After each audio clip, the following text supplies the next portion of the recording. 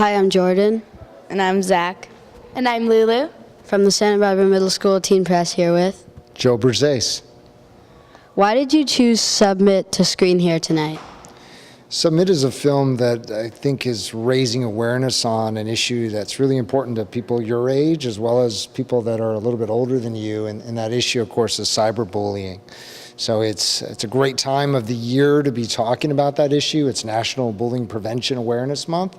So it seems like a great time to talk about it. I've seen the film and I think it really has a strong message. What do you hope people will take away from tonight?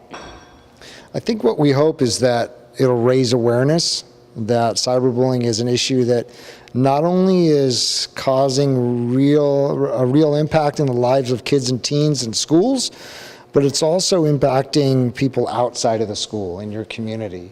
Because cyberbullying occurs online and over your phone, those devices don't just stop getting used when you leave school. In fact, most of the use is outside of school, right? Yeah. So it's definitely an issue that's happening outside of the school hours. And I would really hope that people start to gain a better awareness that cyberbullying exists on a much larger scale. Thank you. What do you think will happen in the future of bullying? Goodness, that's a great question. People have asked me a similar question before, which was, do you think we can ever completely get rid of bullying? And I don't know that the answer to that question is yes. I think what we can start to see, though, is that people take more control and more power over the community that they want to create, whether that be in school or outside of school, and really start to think about how they're treating each other.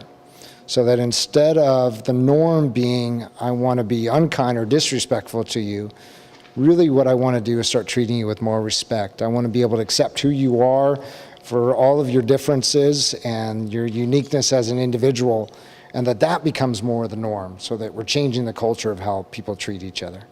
You say the 3 keys to thriving in middle school are confidence, connection, and challenge. How can I practice those things? That's a good question. You read the book. The 3 C's are really important. You know, I think about my son and my daughter, who my son's going through middle school now, my daughter now in high school, and the importance of being confident and really having that sense of self-esteem that I think comes from being with a great group of friends and people who support you, people that want to lift you up instead of tear you down. So I think number 1, find a great group of friends that wants to build you up. And then challenge, I think that ongoing sense of, what is it that I'm doing every day that's helping me to really excel? Something that's pushing me beyond just sitting on the couch and watching TV. I want to be able to really go beyond what I'm just doing every day. What was my 3rd C? Challenge. That was the one I just talked about. Oh, sorry. Confidence, connection, and challenge. I was thinking you were saying. I'm sorry, I put them out of order. Connection, I think out of the 3 is probably the most important, and that's why I was hoping to bring that back to the discussion. Connection is not only that you're connected with these 2 guys as friends and people at your school, but also the connection that you have with your teachers, that you have with your mom and dad, that you have with people that you know in the community. Because when you feel part of that group, then there's kind of a sense of, I really need to step up and be an active member and treat people in my community the way that I want to be treated. So I think continuing to build the connection that you have not only with your friends, but also with people that you know outside of your friend group is really important to being able to grow into a mature adult. That's great advice. Thank you. You're welcome. My parents have a middle schooler. How can I help them through their middle school years? Yeah, they do that. Middle schoolers, you, right? Yeah. How can you help them? By trying to be reasonable with them and at the same time have them be reasonable with you. And that's kind of a big statement because there's a lot, right, that's going on for you. You're meeting new people, you're growing up, some things are happening with you right now that maybe are hard to explain. Just with who you're meeting and the new things that you're tackling at school. And it's the same for your parents. They're not used to having a middle schooler around either, so we have to kind of cut them a break as well. I think the biggest thing is we want them to be able to spend time with you, and whether that's time sitting at the dinner table or the breakfast table, or it's just time doing something that's really important to you, I think that's really important, because if you're in 6th grade, that's only 1, 2, 3, 4, 7 years until you're done with high school. You told me you're in 7th grade, so now there's only 6 years until really you're gone.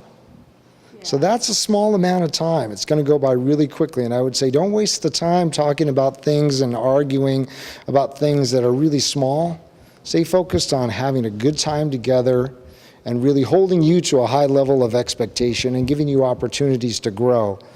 But don't forget about the time you're spending with each other, because it's really limited. Yeah. That's a good question. Our middle school is trying to develop a digital citizenship program. What do you think important things should be in that program? My goodness, these are tough questions. These kids are really well prepared. Thank you. That's a question that I wish more people would think about. And I say that only because I actually read an article this morning that talked about a high school back east that has gone to a one-to-one program where each student has their own either laptop or iPad tablet. And they're trusting the students at the school to make responsible decisions. And because of that, people are making responsible decisions, and they're talking about what it means to be a great citizen.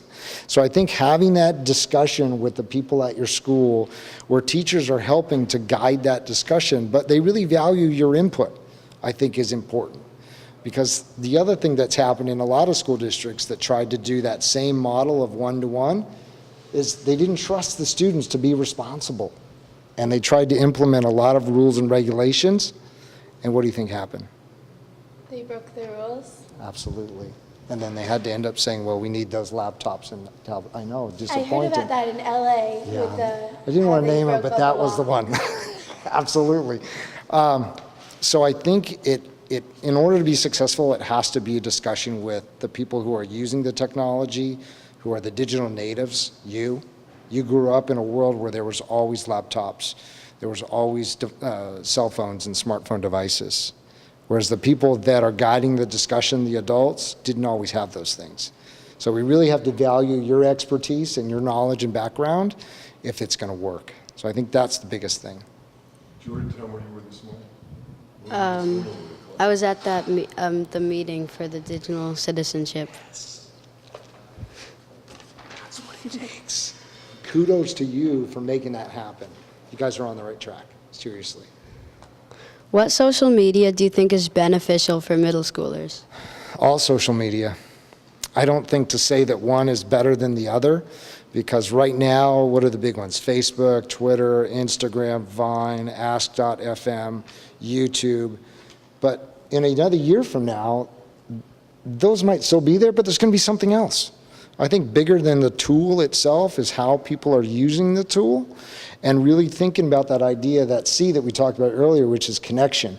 How are we using social media to connect you, to you, to you, and then to the larger world outside? I think that's more important than the tool. The tool is just there now, and it's going to change. The idea behind the tool is we need to get people connected in a positive way. If you could give me one piece of homework tonight that would help me tomorrow and the days after that, what would it be? That's a good one. To go and share with your friends what you took part in tonight and what was important to you from tonight. And that might be more important than what your buddy takes from tonight or what your other friend over here takes away from tonight, but that you share that message with them. This is why it was important for me to be there. This is what we can do as a group to create the type of school and the type of community that we want to live in. Because I think you have amazing power to be able to do that. And when a group of you and your friends come together and realize that, that's when things change. Our school's theme this year comes from a poem by Walt Whitman. It is the power of story. What's your verse? What do you hope your verse is in the story of education? I like that. That's a complex one. What do I hope my verse is in the story of education? Is that What do you kind of think you'll be remembered for? I hope that I'll be remembered as somebody who contributed to the culture of youth, being kids and teens, and helping those two groups really recognize the power they have to create the world that they live in, that they're not just bystanders letting the world dictate to them how things are supposed to be, that you really have the ability as a person of a young age to connect with other people and decide that if you want to live in a world where people treat each other with respect and kindness, that's the world you can create, regardless of what you see going around you. So I'm hoping that people remember me as that person who kind of inspired that idea. Thank you so much. Thank you. Yeah. You and you.